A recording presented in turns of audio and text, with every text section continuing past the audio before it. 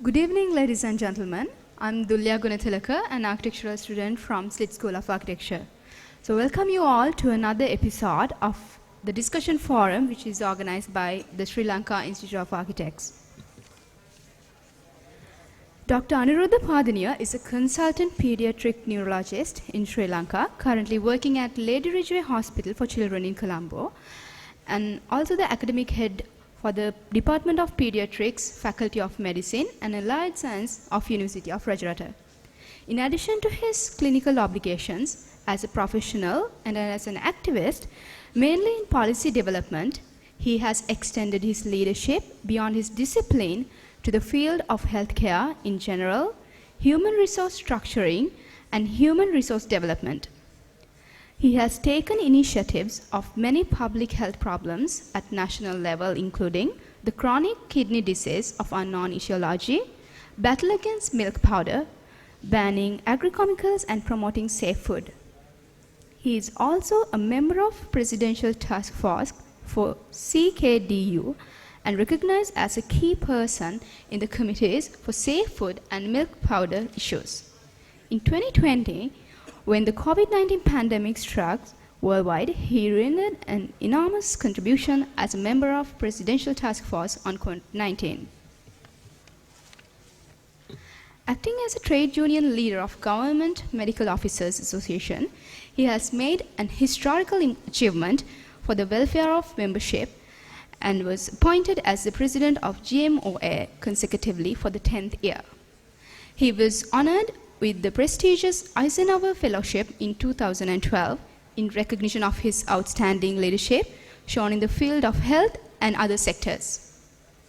His contribution in formulating the national wage policy was widely recognized. In 2014, he was recognized as one of the guest speakers at the UNSR Regional Consultation for their next thematic report on unhealthy foods, non-communicable diseases, and right to the health, which was presented to the UN Human Rights Council in Geneva in June 2014. He is also the president of Professionals National Forum and playing a major role in formulating national trade policy. It's my pleasure to welcome Dr. Anurudda Padeniya on stage to do the presentation on how safe is the food we consume.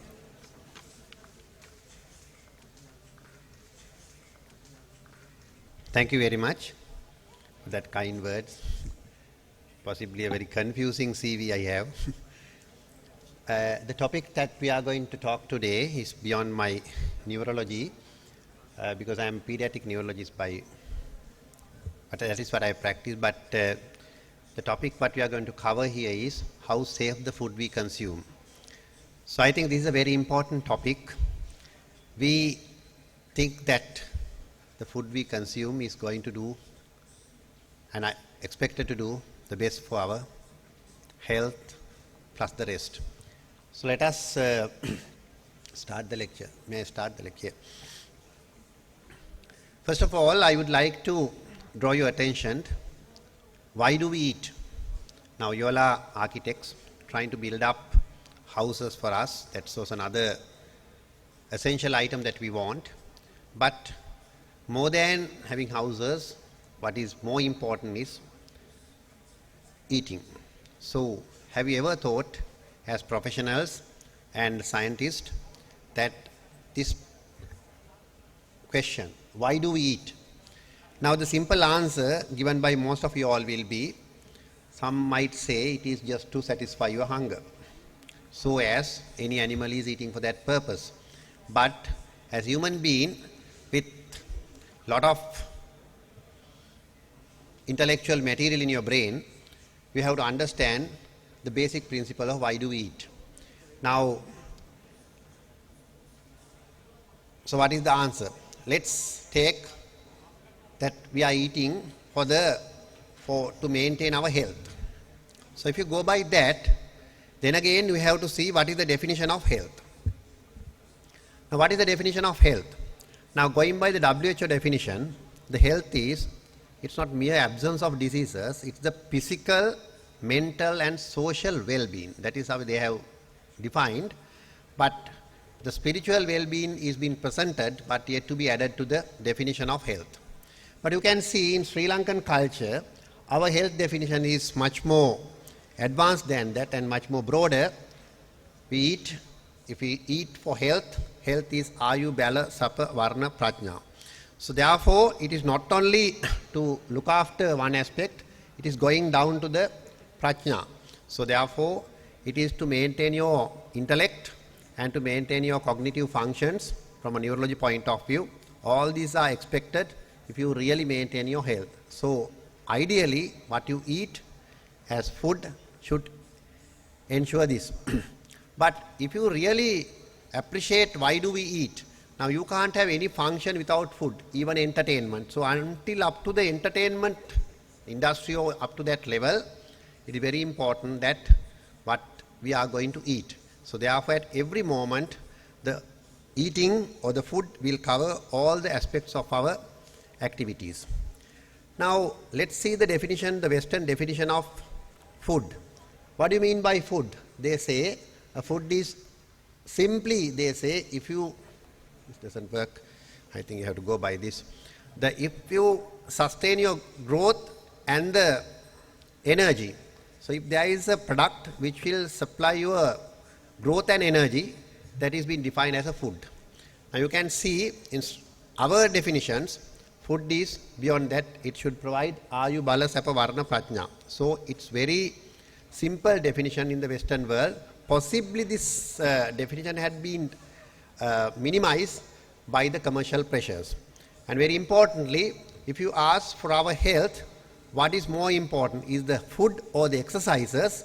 If you see the published materials, you might see most of the material are in favor of exercises. This is purposefully done by commercial industries that to undermine the food and to encourage more and more exercises, and you do exercises and eat unhealthy food and you will never be healthy at the end of the day. Now, do we have credentials to speak on this topic as a Western doctor is the next question somebody might ask, whether I am talking something beyond my purview. I am a neurologist, but I am a doctor basically. So whether doctors can talk about medicine? Yes. Doctors are the food authority. Actually, the agriculture and other industries are there to provide food. So we should dictate what we should eat. Leave aside that. Now what our father of medicine has told is simply, what he said is, let food be thy medicine and medicine be thy food. Which means medicine had to be, the food is supposed to be the medicine. It's both ways. It had been explained. Let food be thy medicine and medicine be thy food. So therefore, the culture what we have to grow is, food is not just something for us to eat and get the energy and growth, but also it should ensure our healthy status. So, and it should be the medicine. So I think going by our ancient cultures, we claim that we had medicinal food. So that is the same concept this philosopher is also talking about. But you know, as I am in the medical council also, simply we have degraded his principles to give our oaths as doctors in the present day practice. So simply what he says is the food is the medicine.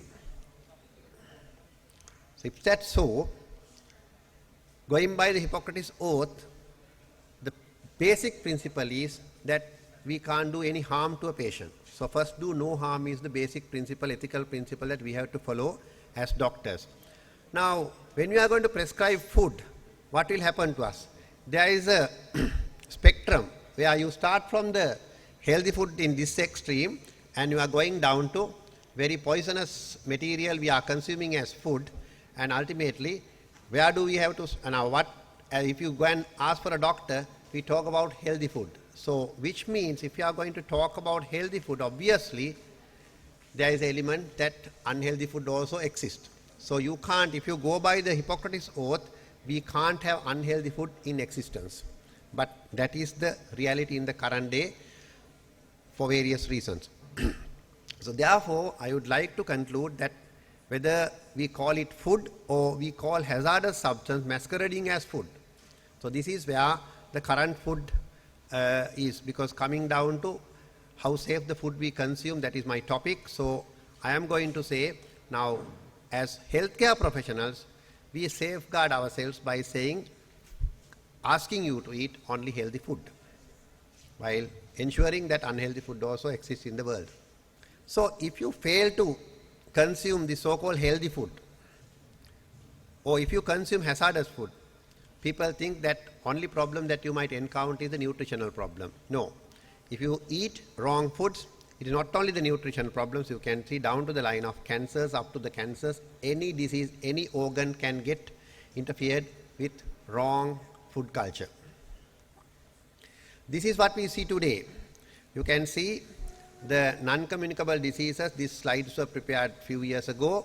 Is accounting for about 75% of the deaths in Sri Lanka. It is now 82%, and it is far more than this. And you can see these are the figures in Colombo district. It's this is actually 30% is wrong. This is 2008 figures, and it is more than now. And you can see 1 in 5 adults in Sri Lanka in 2008 had diabetics or pre-diabetics, and 2012 it was 1 in 4.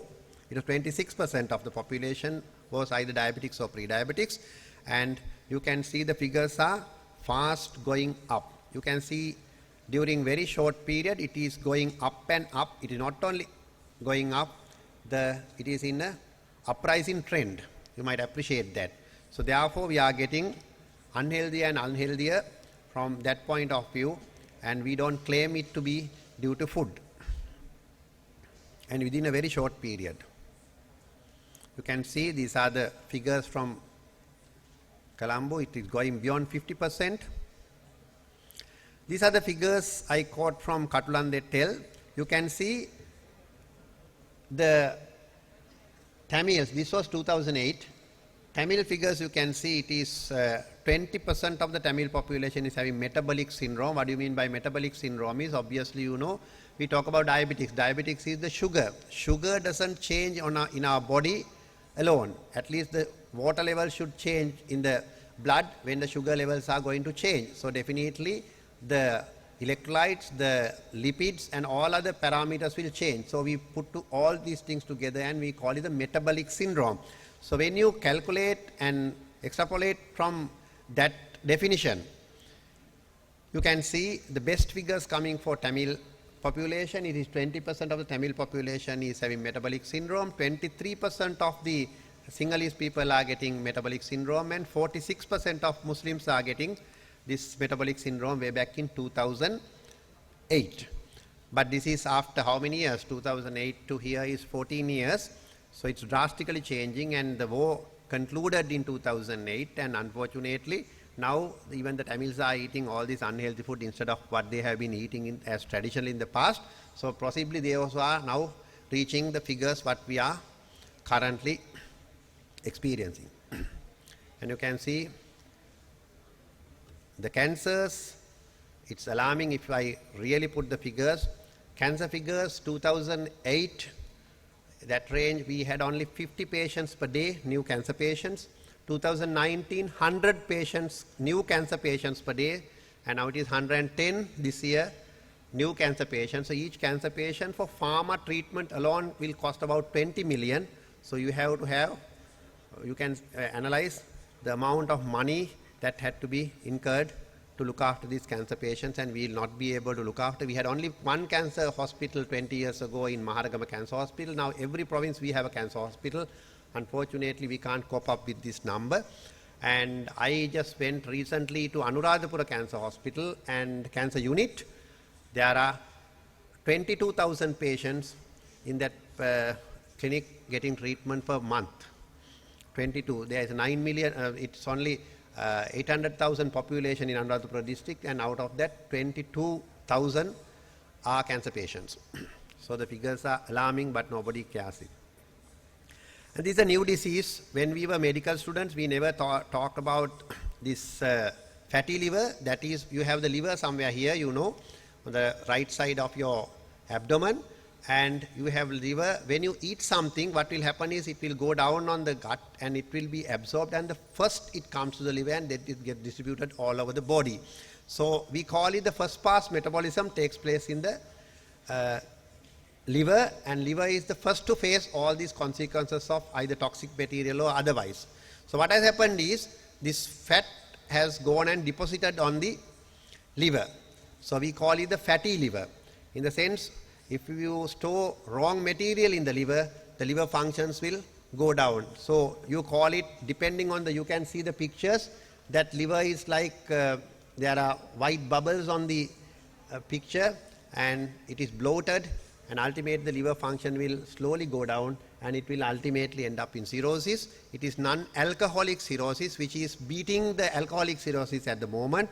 And I was misquoted on the YouTube for telling that, but I didn't underestimate the alcohol. But what I said is the non-alcoholic fatty liver syndrome, this NAFLD, is leading cause of liver damage in the world. And once you have the liver damage, entire synthetic functions of various hormones, proteins, everything is done by the liver, and this liver is going to collapse. Ultimately, you easily die, and you have to, if it goes beyond the level 3 fatty liver, you are leading to liver transplant, otherwise you will die. So this is the major cause. What Professor Paul Simmet, who is the founder president of International Diabetic Federation, claims that the children are getting more fatty liver than adults at the moment, and the current day practice that children are going to die before their parents as it is happening, and I will show that slide. And once the liver is getting damaged, what will happen is all the organs will suffer because of lack of proper functioning liver. So food is supposed to be the medicine, but now food has become a hazardous substance. And this is what they have published, that food is a major cause of having these non-communicable diseases. What are these non-communicable diseases? As I told you all, when the sugars are upset, you call it diabetes. When the lipids are upset, you call it various cholesterol disease and various other topics. Then when all these chemicals are getting upset, what will happen is your blood pressure and the heart will get into subnormal situations, and ultimately your liver will get this fatty liver. So when you put all these things together, you call it non-communicable diseases, including cancers. So what will be the future if you go with this current trend? Now this is not unusual even in rural areas. People walk into places, and possibly these two parents, if you see the faces of these parents, their intention is to do the best to this child, but whether they are doing the best to this child had to be visited from an intelligent angle. They are killing the child, but they don't know. And these are the current situation of our children. They are getting fatter and fatter, and when you see 30-40 years back, the 22% of Sri Lankan population was malnourished. Now it is overnutrition, or we call it the obesity, or overweight is a problem. So it has gone up to 30%. So obviously putting this 20% plus this 30%, about 50% of our children are not in the healthy track. And when you are having obesity, you can see the percentage, the potential of getting diabetics and other metabolic syndrome is not 1 into 2. It is, you can see the figures, it is far more than when you are, this is not obese versus obese. The potential is going not in 2 folds, it will be more than 5 folds.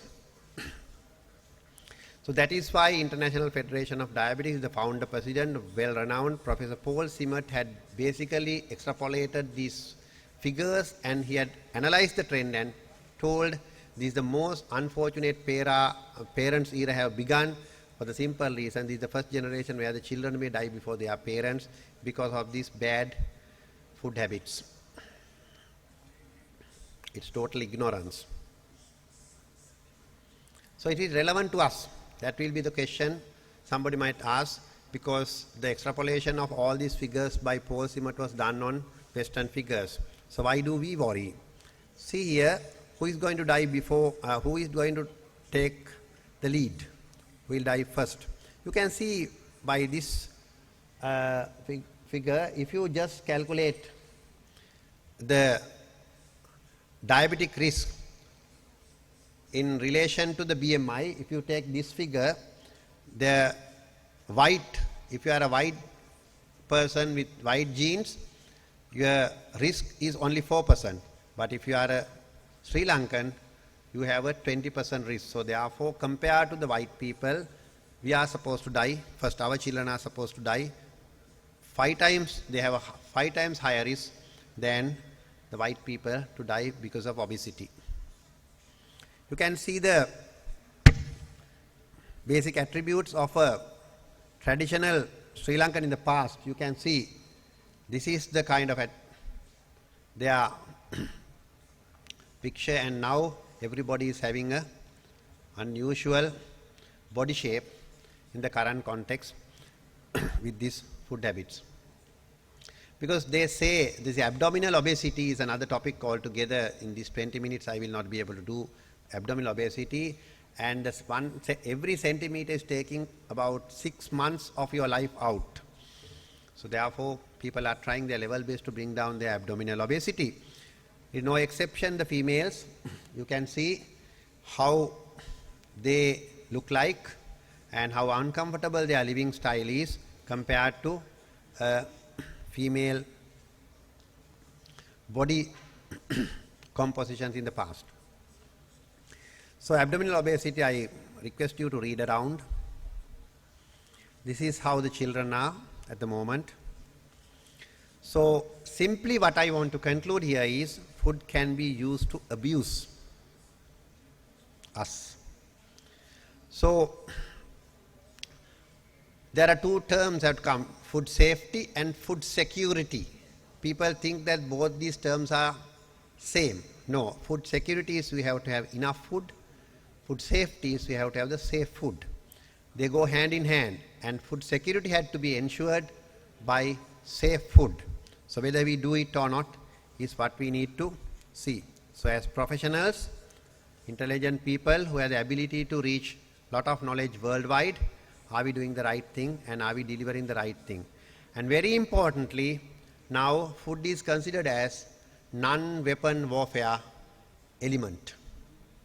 So therefore, if you want to weaken a generation or a country, that is one of the easiest tactics. You feed that country with unsafe food. Now this is what some of the countries are facing at the moment, who had their life expectancy around 90, 95, are now going down to 40, 45 whenever they have resources. When they have gold in their country, when they have platinum, or when they have titanium in their soil, those countries are being flooded with unhealthy food like say wheat flour, bread flour, then alcohol, beer. All these things are subsidized and given to that country by various other countries to weaken that population and ultimately to take care of this country, because they will not be in a position to fight. Now even this country, if you see the figures, I am not going to quote what is the position of our forces, what number they are unhealthy. If you see our priests, about 40% are unhealthy. They all are on various medicines.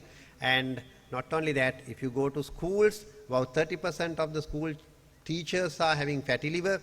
So these are the figures, and it's all totally neglected. You can see, now even during regimes in the past, this tactics has been used. What is the tactic I was quoting is food as a non-weapon warfare. When Sri Lanka, when they tried to conquer Sri Lanka, you can see what the Brown Rig had written to the Secretary General of his own Secretary General. What he has said is that in Sri Lanka, වංශාධිපති උවේලස්සට ගිය ප්‍රථම මගේ නිලගමනින් පස්සේ මගේ හිත තුළ බලවත් හැඟීමක් ඇති වුණා. උවේලස්ස ලක්දිව වනෝද්‍යානයක් කිව හැකියි. එහි සෑම ප්‍රදේශයකම ගොවිතැන් කොට තිබේ. සියලුම ප්‍රදේශ පළතුරු ගස් වලින් පිරී පවතී. වංශාධිපතිතුමනි, උවේලස්ස නිපදවන වී වලින් මුළු රටම ස්වයංපෝෂිත කිරීමට පමණක් නොව ඉන්දියාවට සහල් සැපිය හැකියි. This had been our story. And all our traditional food, this is a blessed country, not just because of the strategic location with regard to its maritime, aviation and trade, but also the whatever it is grown here is very precious, and from a functional food point of view, that everything is value added. Now even see whatever the food which is now even spices, the cereals, the vegetables, then coming to fruits, everything, and this is one of the countries we have the highest degree of food diversity in the world, and every food has a value addition to make us healthier. But unfortunately, we don't learn, we don't study them. We basically go for genetic modification of this traditional food, and we keep eating, and ultimately we are still on the track what Brown Rig wanted us to happen. So this is the sad story. National policies are not in that line to safeguard us. So what you can see, what he had done is, සියලු වාරි මාර්ගක විනාශ කරවා ඇත, පළතුරු ගස් කපා දමා ඇත, මුළු පාලම පවුල් වී ඇත, වයස අවුරුදු 18 වැඩි සිංහල මිනිසුන් මරණයට පත් කර උග වේලසේ දෙපළාතෙම විතර වී විනාශ කර ඇත. So the same tactics are still going on, and it had become an activist role for us to fight, despite that we look after your other aspects of health. Anyway, in conclusion, what I want to tell is food is the medicine, but it has become hazardous at the moment, and food can build or destroy a nation. So therefore, what has happened is, in the current context, what to eat is a very confused subject. There is significant amount of confusion. And please be aware, this confusion is a strategy. Now even in the tobacco industry, they can't come and sell tobacco saying that this is good for your health. Either they can't come and tell you all, neither they can come and tell you all that this is bad for you. Then there is no marketing there. So what they will do is, they will confuse you all. They will say various other titles. So similarly, currently, when you see the advertisement on the television and other means, you see various confusion of food. So therefore, you don't know what is healthy, what is unhealthy, it's in total confusion. So to bring the confusion down, a simple logic had been proposed by WHO. I will come to that, but I want to touch it in a broader aspect. I call it food is a culture. Why do we say so? Because only health can't fight for it, because it had embedded in the system, and food is a culture. Why I say so? Now, you see the food production, we call it agriculture, or domestic food production, or substantive agriculture is basically very minimal at the moment. Industrial agriculture is what is there. So therefore, the Ministry of Agriculture comes in. So that is one aspect of our culture. Then food processing, food preparation, food presentation, you can see, that's why I say until up to the entertainment industry, our leisure handling, everything is tied up with food. So food is not in isolation. It is not just to look after our hunger. It is embedded in every aspect. Now if you take the farming, so whatever the activity, it is blended with food. So therefore, food is a culture. And in the other way, we can argue culture is food. So everything evolved around culture. So agriculture, health, education, these are the ministries that represented in the cabinet. So therefore, culture is food. So it's all our thing. Everything is evolving around food. So therefore, if we have a confusion on food, what we'll have is, you will have a cultural confusion. So therefore, what we are having at the moment is a cultural confusion. That is, we can't come out of it. It's so blend, and it's so difficult to come out. So therefore, now who is going to take the lead of this to come out from, I am a neurologist, so I want everybody to be in GCS 15 out of 15, that is Glasgow Coma scale, not to be in a confused. When you have Glasgow Coma 14 out of 15, 13 out of 15, 12 out of 15, we call it, you all confused. Now, to be honest, with regard, when you put to this problem into the house, you become, your Glasgow Coma scale comes down and you don't know how to work it out. So you are in a confused state. So that is the strategy that they are playing, and ultimately we die simply, and we call it morbidity and mortality. We get sick and die. If somebody is going to kill with a weapon, you die in that moment. But here, of course, you get diseases, you suffer a period and then you die. So that is why this had become a non-weapon warfare, and that is more effective than the military at the moment, or the weapons at the moment. So who is then, if you are going to bring you out of this confusion, who should be the authority? So who is the food authority? Ideally, food authority is the doctors. But you have seen in the television programs, when I am going to talk about food, these agriculture fellows are coming and saying that I am talking nonsense and they are the authority. They have read about the soil or seeds or something like that, but the food authority worldwide is us. But that is not accepted. So that has gone up to that level of confusion. And whose accountability is ensuring the healthy food. So let us come to the end of this presentation just to touch the food as a culture. So there are two cultures together. You can see the traditional food culture and the modern food culture. That will be easy for you to understand. I want to minimize the confusion and to come to some kind of territory black and white. So it's difficult to come to black and white, but at least to differentiate in this way. Traditional food culture versus the modern food culture. So what is the way forward? In the traditional food culture, we expected that food to serve us from Ayu Balasapa Varna Prajna, because we want to live longer and we want to be strong during that phase. That is the quality of life. Then we want to have Sapa, that is again quality of life, and we want to be nice, outlooking. So Varna and then Prajna, we wanted to have the integrity of the brain and other intellectual functions. So when you put all these things together, that was the broader expectation of the food at that point. But today, do we eat in that concept? It's just to entertainment, just to satisfy thirst, is very minute, or it's not the, if you scale it up, the bottom of the list.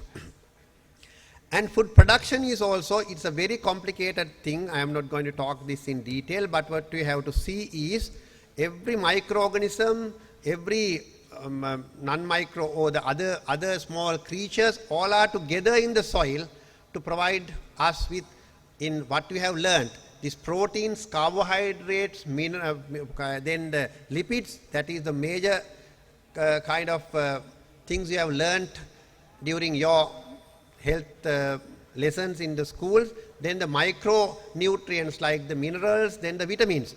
Now vitamins, what do we know? We know only 5 vitamins, A, B, C, D, E. Don't you think that there should be IgA, KL, MNOP kind of vitamins at the moment? So it had stopped at that point. We call it the phytochemicals. It had not, the current science had not gone into that. So there are certain elements which we don't know, but these microorganisms and these creatures know, and they are trying to help us to produce that kind of a healthy food.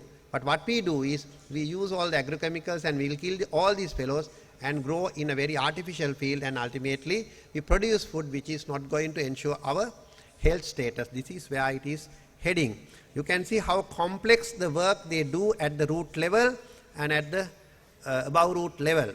So all these activities have been completely disregarded, and we are just trying to eat something as per the definition of the Western to ensure our energy and the growth. Those are only very minute elements when you take the entire spectrum together.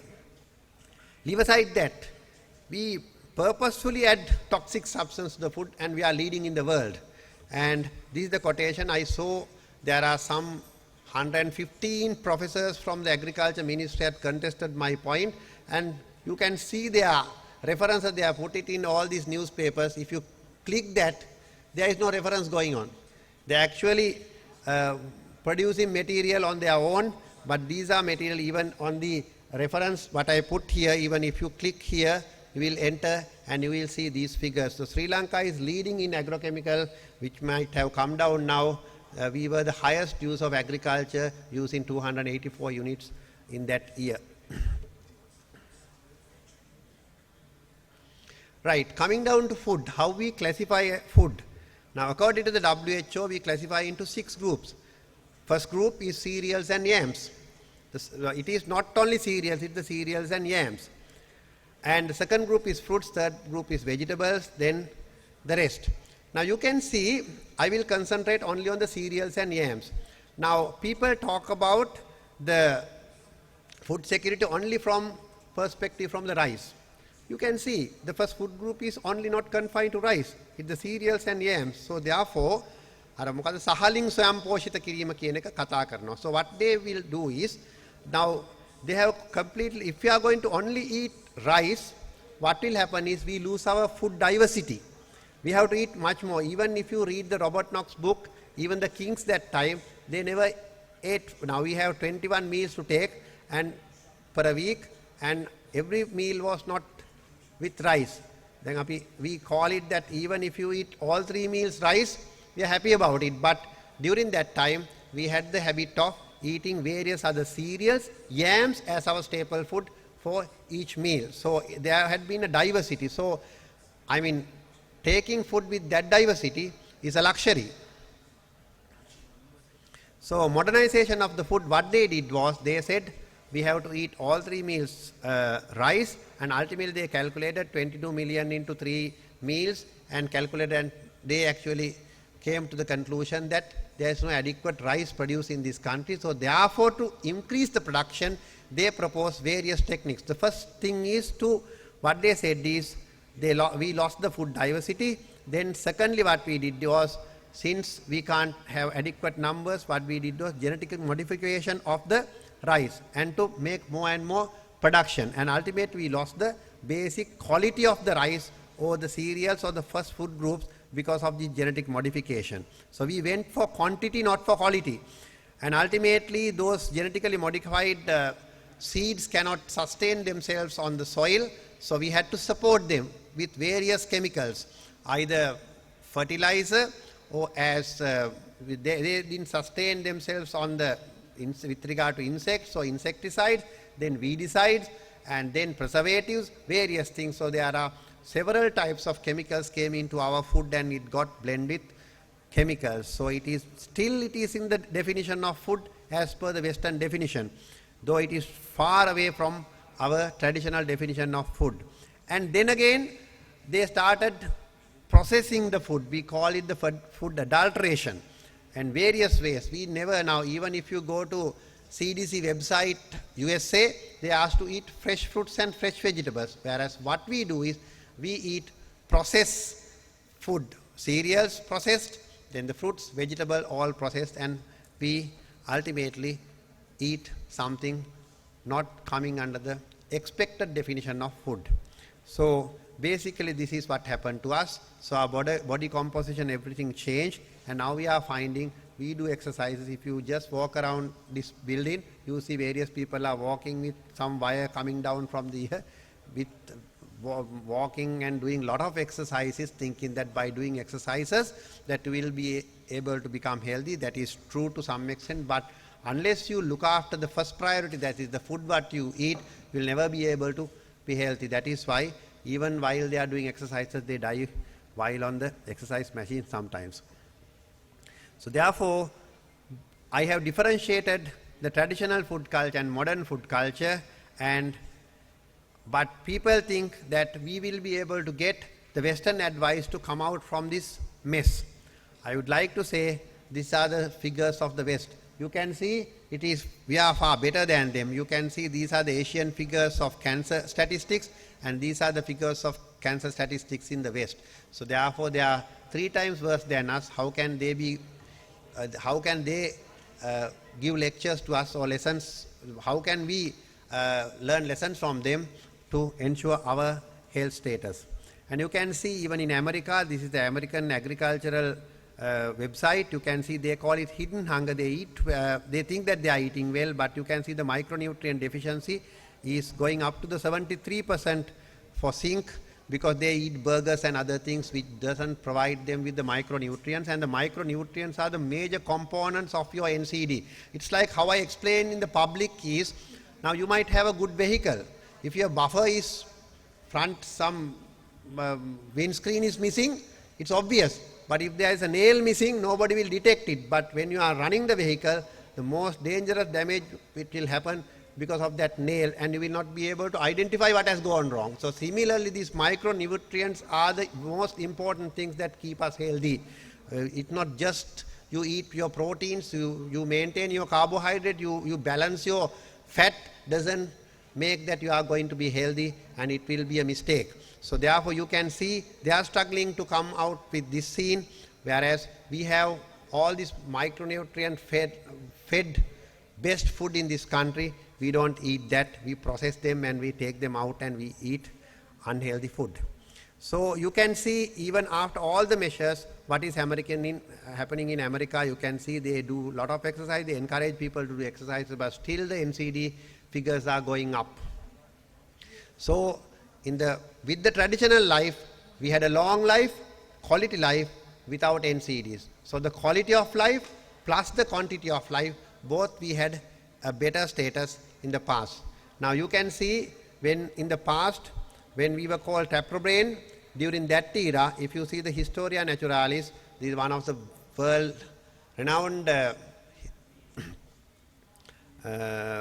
encyclopedia, you can see how our life expectancy had been. These are the conclusions of it. We were far ahead of the West. It's simply because of, and I have been contested by some of the so-called professor on this figure. This is, you can visit today and see these figures, and you can see what happens is our Mutasiha Rajuro, he had been reigning this country for about 70 years. So he started about, if you put 20 years before reigning and after reigning, he had lived for about 110 years that time without these facilities, scans and all these MRIs and all these things, ultrasounds. With nothing, they lived for 110 years. So we had the long life and quality life, and to rule a country for 70 years with that integrity. And how many tanks they have built? Wow. Tank කියන එක වැරදි වැව වලට.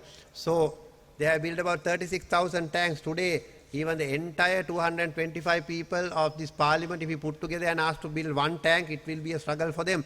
So you can see their kind of integrity, their vision, their intellectual abilities. Today, all these architectural, you all have to learn from them, simply because this integrity is because of they were not only physically healthy, they were mentally healthy, they were spiritually healthy, and they could sustain this country in a healthy status from all angles.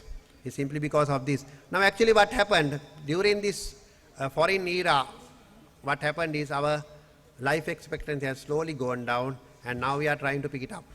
So basically the modern food culture has brought diseases, nothing but the diseases. So what do? So it's reversing the hazard. And how to reverse? It's stop. We have to go for healthy processing. I don't say you should eat like in the West, without salt, without any spices, just to eat something which is boiled is not the way we ate.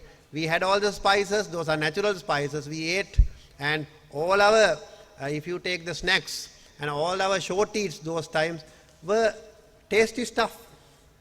They were natural sweetness. If you take kaung, if you take mung kaung, all these things were sweetness. But today, we don't have money to eat like that. But despite that, we become diabetics and we become unhealthy. So no adulteration.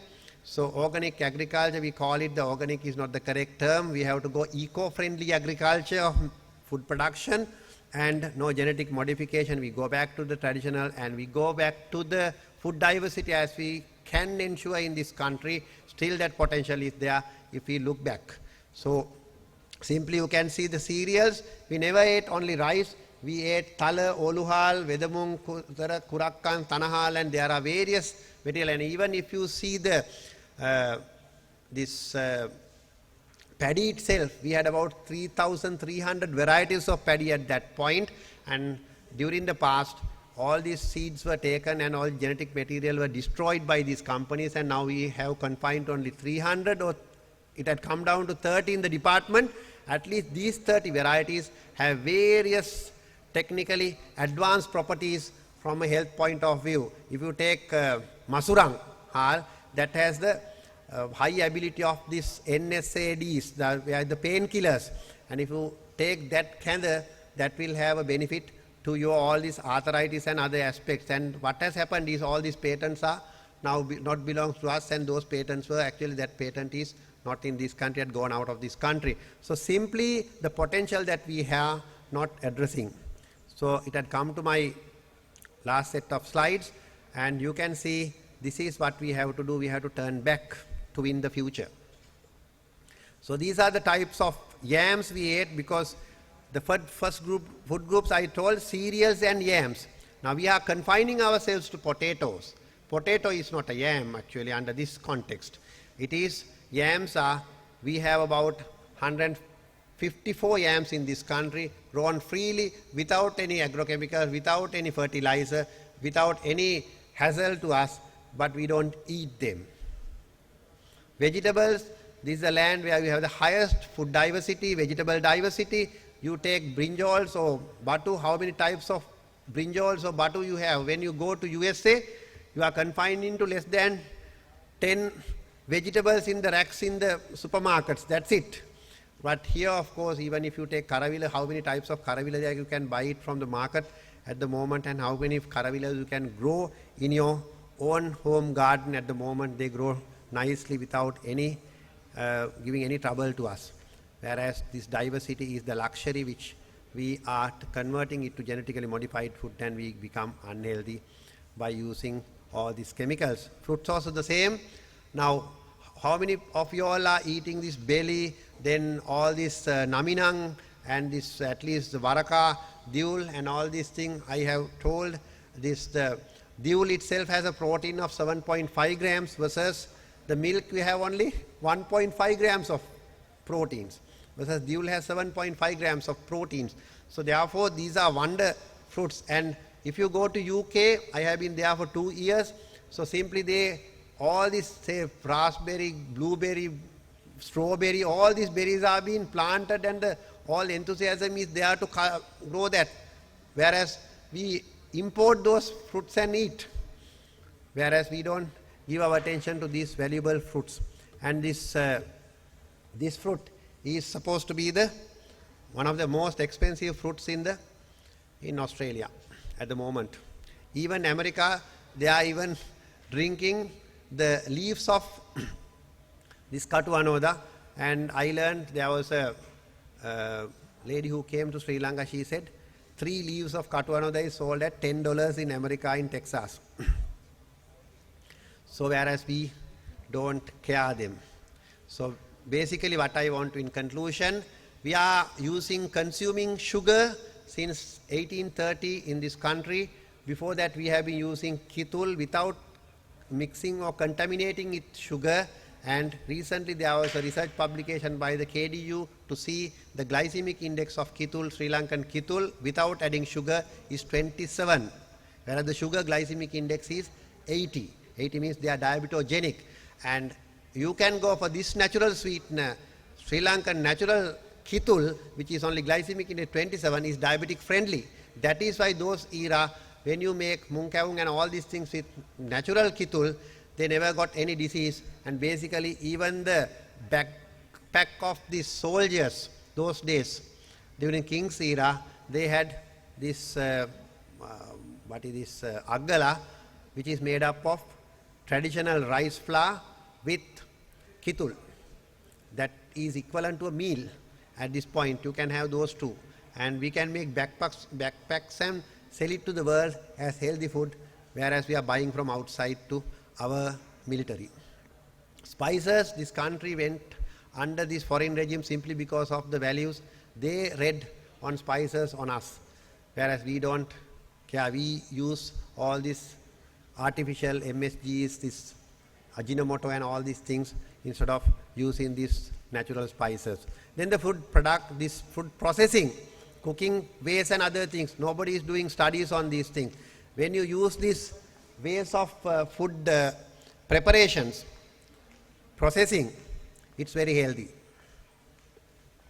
Milk I am not going to talk today. You can see this is a book written in New Zealand itself. They call it the devil.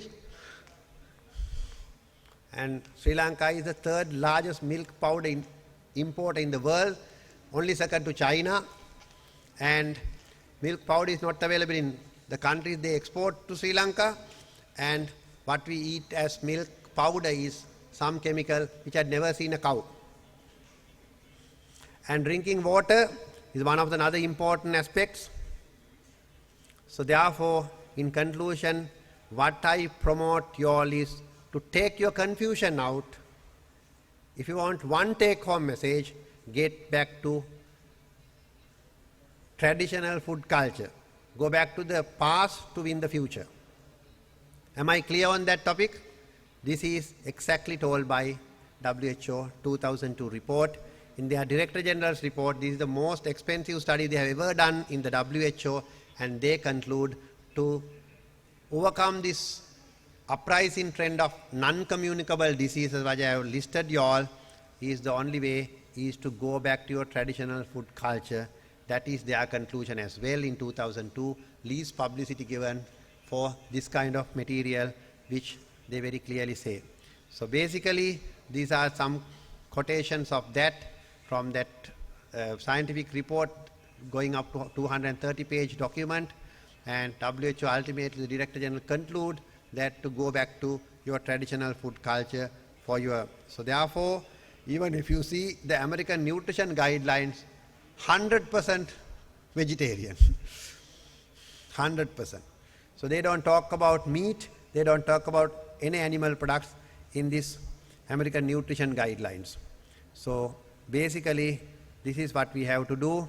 So to do that, we have to build up this knowledge, the traditional knowledge among our girls, ideally, and boys. So therefore, it had to get, because now it is syllabus driven rather than you learn it from home. Everybody is not in home, either in the school or in the tuition class. So therefore, it's the only way is to build up their syllabus to this and to make it. Luckily, if you have corona, you have a family life at home, that is the time that you can teach these things to our kids, provided your mothers are capable of doing that. So therefore, let the food be thy medicine, not be thy poison. So let me conclude, that is not what Hippocrates said, this is how the alteration I made to convince you all. So simply the take-home message or take-home-to-home message is, take your confusion out, go back to your traditional food culture, and thank you for giving this opportunity for me to talk here, and that will be only succeeded if you take this message home, or if you drop this message, and ultimately even you and your next generation will come to an end. And I would like to do the next lecture, possibly next year, that whether we are in the trap of a genocide. I have collected material and I am just compiling the whole thing, and I thought I should write it to the Geneva to have a resolution that we are in a genocide trap. Thank you very much. Thank you, Dr. Anurudda Padeniya, for your valuable and timely presentation.